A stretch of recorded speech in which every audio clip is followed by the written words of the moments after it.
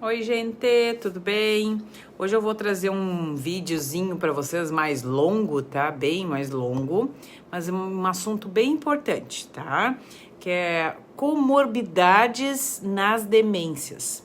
Infelizmente, gente, as demências nunca elas vão vir sozinhas, tá?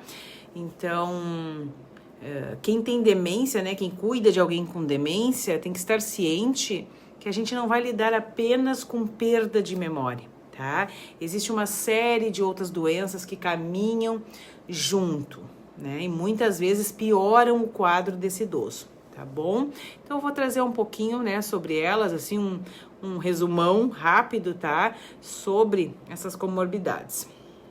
Mas o que é uma comorbidade, gente? Então, é quando uma pessoa apresenta, né, ao mesmo tempo, né, ou outras doenças ao mesmo tempo da doença principal. Vamos dar um exemplo aqui, Alzheimer, né? Enfim, que a gente sabe que é uma das que mais tem aí, né, é Alzheimer. Então, são outras doenças caminhando junto com o Alzheimer, tá? A doença principal, né, e outras doenças juntos, tá?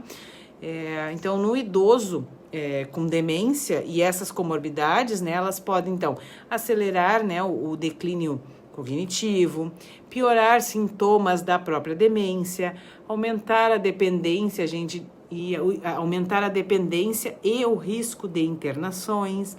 Ela torna o cuidado mais complexo, mais difícil também, tá? Então, eu vou citar algumas aqui, começando, claro, hipertensão arterial, né, que é a pressão alta, tá? Ela é muito comum em idosos.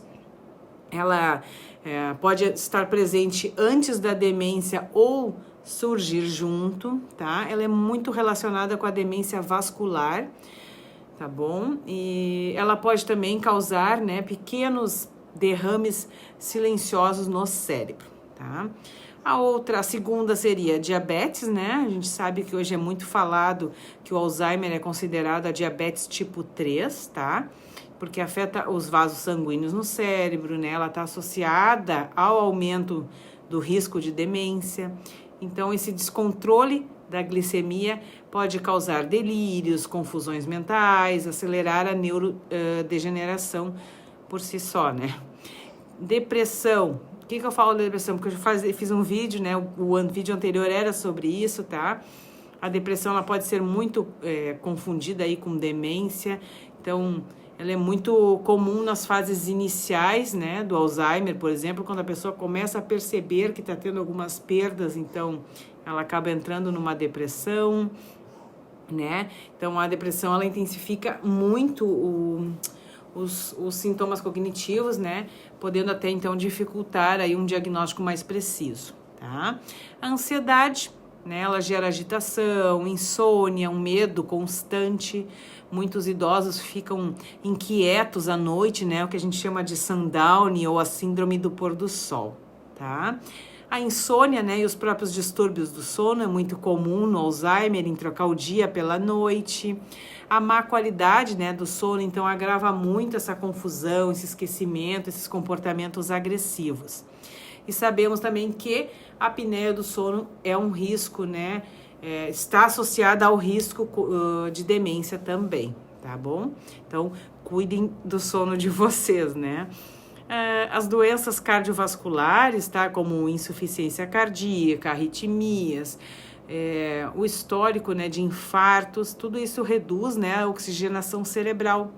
Tá? Então, ela está muito ligada também à demência vascular e acelera muito o declínio funcional, o declínio cognitivo, tá bom?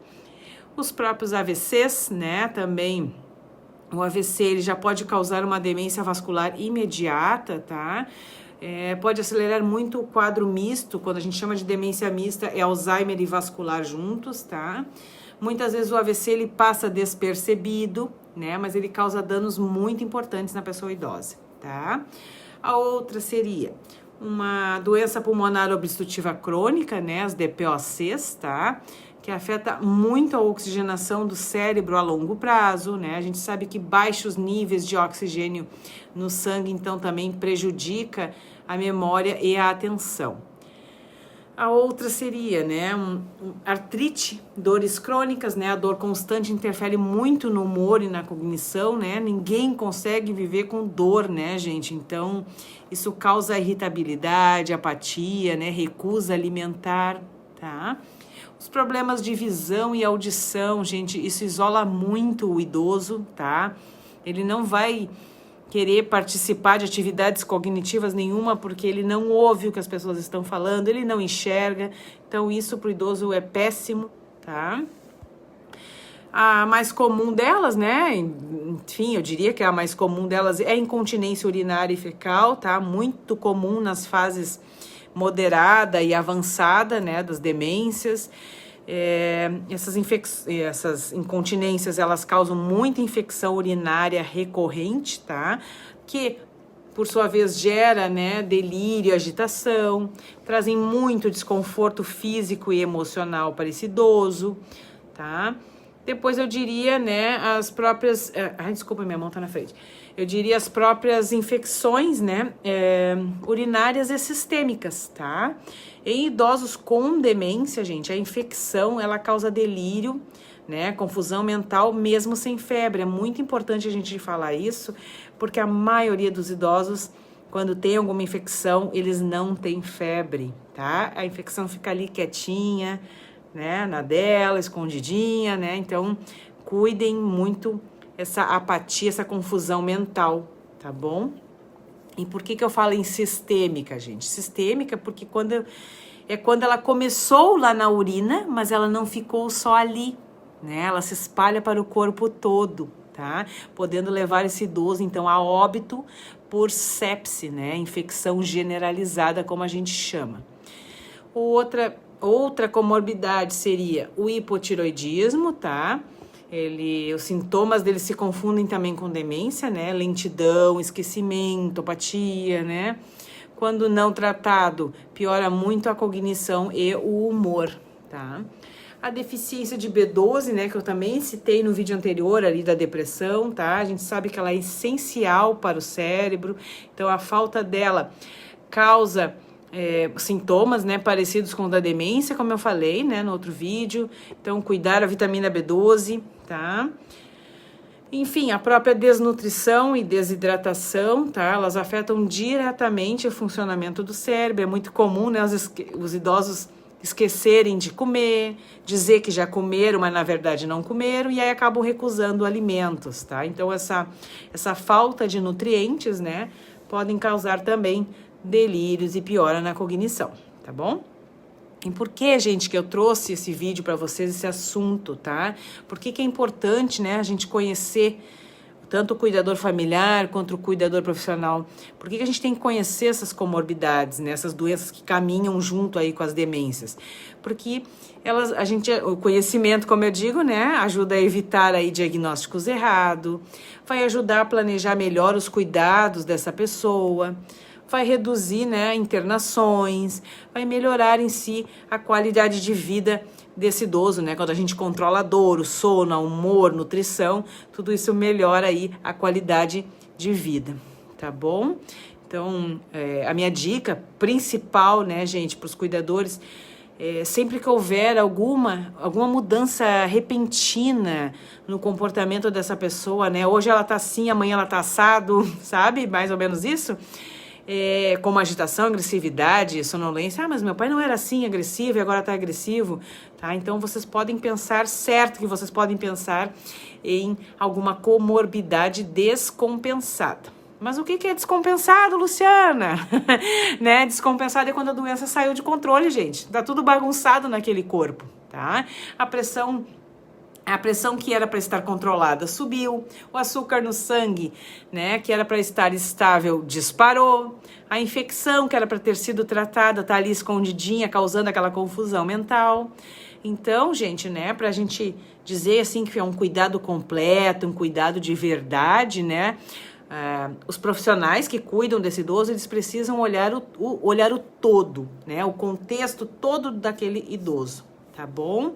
Então, a gente pode achar que é a demência que está piorando, né, que está indo para um quadro mais avançado, mas na verdade é uma outra condição aí descompensada, uma outra doença caminhando junto, tá bom? E claro, agora eu vou vender o meu peixe, né? Quem pode ajudar vocês com isso, né? Entender melhor essas comorbidades num momento, enfim, num momento de desespero, né? A Fabiana, né, gente? A nossa assistente virtual, pensada especialmente para quem cuida de idosos, né? Ela é a primeira assistente virtual, eu me orgulho em dizer isso, né? Que ela é a primeira assistente virtual focada em cuidados com idosos, saúde, envelhecimento saudável, tá? Ela é muito fácil de usar, gente. É só adicionar ela como um contato no telefone e perguntar tudo via WhatsApp, tá? Então, vocês podem fazer perguntas simples, né? Ah, meu pai tá mais agitado do que o normal, Fabiana, o que pode ser? Né? Ela vai te explicar de uma forma simples, também o que pode ser uma infecção urinária, né? Mas, claro, eu sempre quero ressaltar para vocês, né, que a Fabiana não substitui o médico, né, gente? Mas ela te dá orientações muito precisas, tá? Para vocês, então, identificar e poder agir rápido, né, nessas coisas. E claro, ela ajuda muito, gente, muito na descentralização do cuidado, tá?